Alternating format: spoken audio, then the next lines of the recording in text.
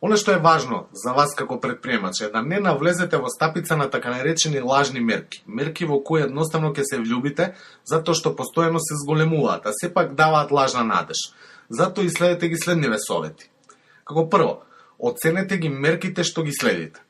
Дали имате стратешки пристап во следење на некои мерки за перформанси на вашиот бизнис? Знам дека сигурно следите како се одива продажба, без разлика дали е тоа во Нотес или Пенкало, со Пенкало, или пак некоја база на податоци преку која ги следите тие мерки. Сигурно ги следите, тоа е факт. Но, прашањето е дали имате стратешки и систематски пристап во следење на некои мерки. Кога велам стратешки и систематски пристап, мислам на некаков процес во вид на, како например, недела навечер, сублимирање на мерка 1, мерка 2 и мерка 3, споредба со претходни недели, барање на одговор на прашањето зошто е поголема, зошто е помала и носење на заклучоци и одлуки за акции за следната недела. Ова е само како еден пример. Сепак, и исто така представува едноставен процес, но доколку го применувате, а ќе ви треба 30 минути до 1 час од секоја недела, драстично имате можност драстично да ги подобрите перформансите на вашиот бизнис. Сега, доколку имате дефинирано, имплементирано или имплементирате еден таков стратешки и систематски пристап, доаѓаме до прашањето за тоа кои мерки ги користите. Тоа може да бидат 3 мерки, 5 мерки, 10 мерки или пак стотици, што не препорачувам бидејќи премногу мерки само ќе ве збунат, нема да бидете поефикасен и поефективен предприемач.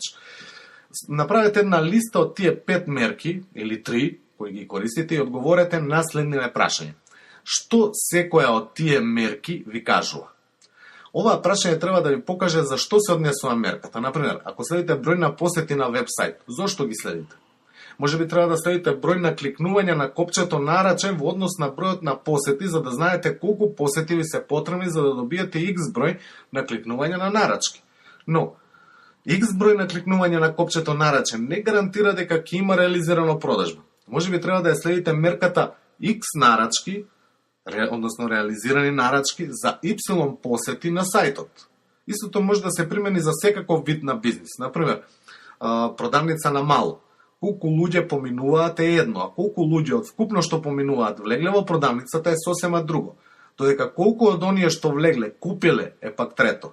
Потоа може да има сосема друго значење колку потрошиле, дали 1000 денари или пак 10.000 денари.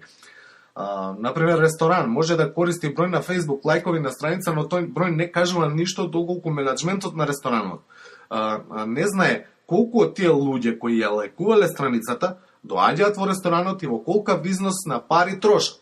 Целта на ова прашање е да ве воведе токму во таа причина и да ги преразгледате мерките кои што во моментов ги користите.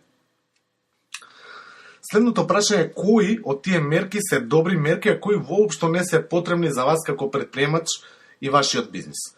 Кога веќе во претходното прашање навлеговте во причината за користење на секоја од тие мерки, сега лесно можете да видите кои се навистина потребни, а кои воопшто не се потребни. Па едноставно, оние непотребните веднаш прецртајте ги и елиминирајте ги, или променете ги со нови до кои што дојдовте при разгледување на причините од претходното прашање. Например, прецртете ја мерката број на посети, а внесете ја мерката број на реализирани нарачки во однос на број на посети. Забележувате, кога станува збор за мерки, многу е подобро да користите мерки кои представуваат однос на нешто во однос на нешто друго.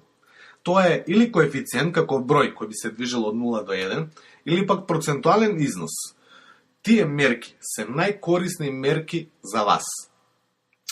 Потоа, поставете си го прашањето дали постојат уште некои мерки кои што не ги користите, а можат да бидат корисни за вашиот бизнис. Добро размислете при одговор на оваа прашање, бидејќи не е работата само да нафрлате мерки кои што нема да бидат суштински за подобрување на вашите бизнис процеси. Запомнете дека целта на следење на мерки е да работите постојано на подобрување на вашите бизнис процеси и секојдневно вашиот бизнис да биде се подобар и подобар во однос на тие мерки. Понатаму, вториот совет е дефинирајте ја едната мерка.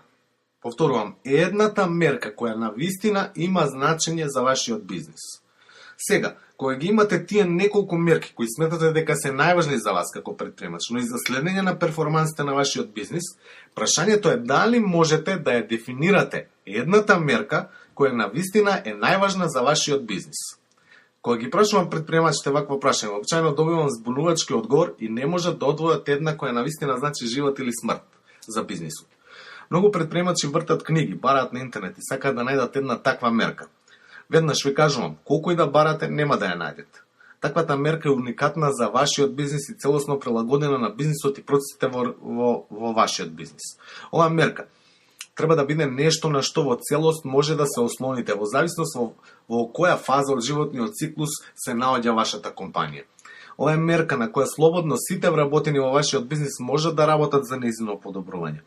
Ова е мерка која доколку ја одржувате постојано до максимум, ја зголемувате или подобрувате и со која постојано ќе бидете пред конкуренцијата, односно ќе ви даде непроценлива конкурентска предност. Дали имате една таква мерка? Запрашајте се веднаш и дајте таков одговор. Ајде, например, да продолжиме со ресторанот. Еден ресторан може да има најважна мерка во вид на трошоци повработен во однос на бруто приход. Ова мерка кажува многу работи, иако многу сопственици на ресторани и кафулиња кај нас не ја користат. Зошто за еден ресторан оваа мерка може да значи живот или смрт. Затоа што едноставно ја отсликува ефикасноста на бизнисот преку вработените, односно оние кои креираат трошок, но и од кои во голем дел зависи успешноста на бизнис моделот. Ова мерка на ресторанџиите им дава две многу важни информации: приходи по доручек, по ручек или вечере и приход по еден вработен. Ова мерка може да се генерира во било кој момент и од неа ќе зависи кадровската политика на ресторанот, понудите за следен ден, следна недела, следни месеци, трошоци за состојки кои се користат во подготовка на храната, видот на менито и така натаму. Всушност, тоа е суштината на секој ресторан. Од друга страна, оваа мерка може лесно да се спроведува на дневна, неделна, месечна или било која друга основа, со што брзо ќе се реагира од страна на предприемачот или менаџерот која следи. Доколку просекот на оваа мерка на месечно ниво е 20% и доколку со тој просек се остварува доволно профит за ресторанот, секој зголемување ќе значи проблем. Например, ако по неколку месеци таа бројка достигне 50%, значи дека имате премногу вработени за вистинските потреби на ресторанот, дека ќе треба да промените нешто за да привлечете повеќе гости, например промена на персонал, менито, попуст, нови маркетинг стратегии. И целта на оваа мерка е да не се дозволи безнавремена и вистинска борба да се изгуби бизнисот. Сега да преминеме на третиот совет, а тоа е: дефинирајте ваш процес кој секогаш ќе ја потврдува или отфрла мерката која што ја следите.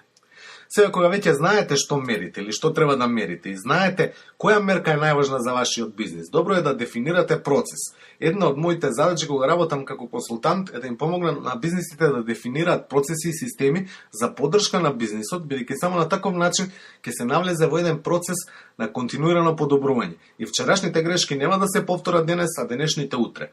Тука сакам да препорачам еден процес кој едноставно ќе биде поширок од следење и мерење, од она специфично гледање само на следење и мерење. Затоа што тоа следење и мерење нормално има цел, а тоа е подобрување на вашиот бизнис. Секој процес има почеток, па и овој ваш процес мора да има почеток. Например, започнувате со таа најважна мерка како приоритет, што значи дека овој процес ќе го користите секојдневно или пак најмалку еднаш неделно за таа мерка. Втор почеток на овој процес може да бидат останати мерки за кои што зборувавме во првата препорака.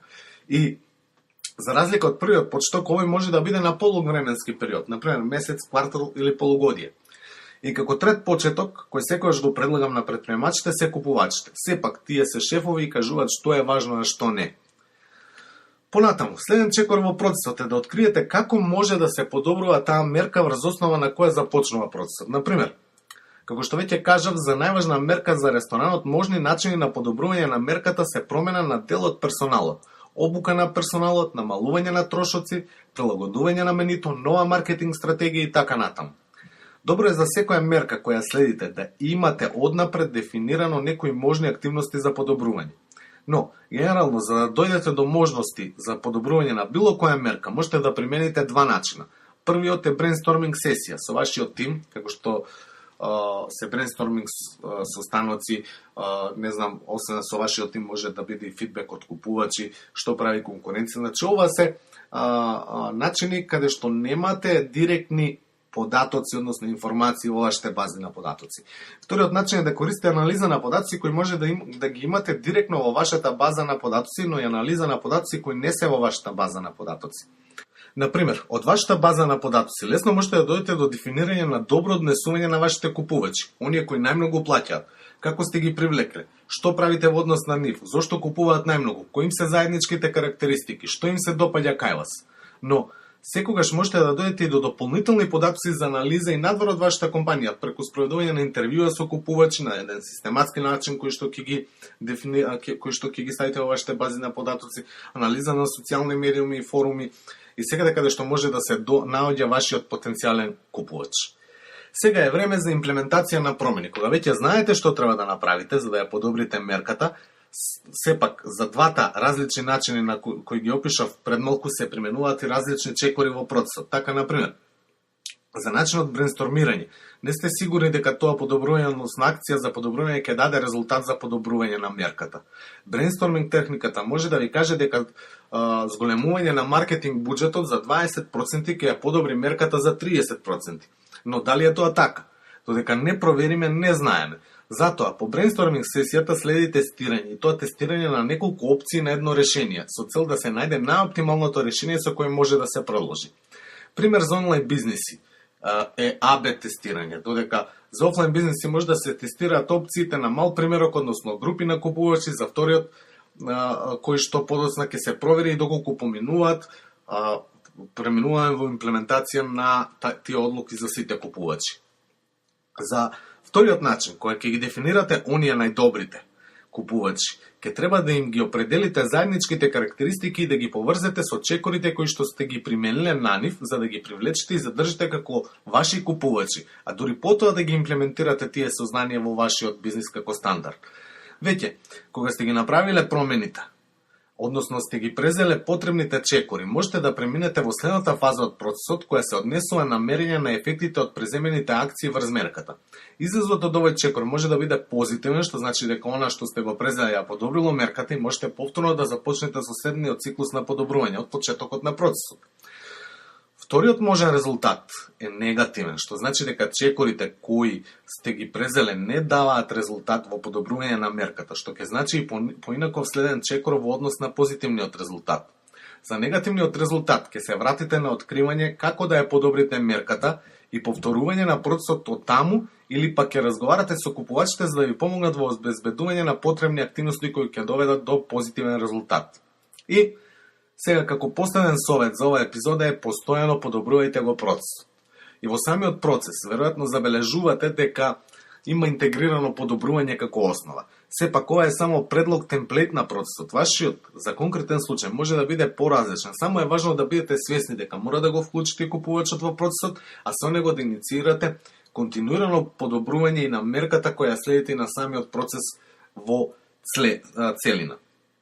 Како што можете да забележите, аналитиката представува основа да обезбедите неверојатна конкурентска предност за вашиот бизнис, но и да ве спаси од поголемите проблеми во кои можете да влетате доколку не сте информиран предприемач и не ги следите мерите и споредувате и подобрувате она што треба да го следите, мерите, споредувате и подобрувате.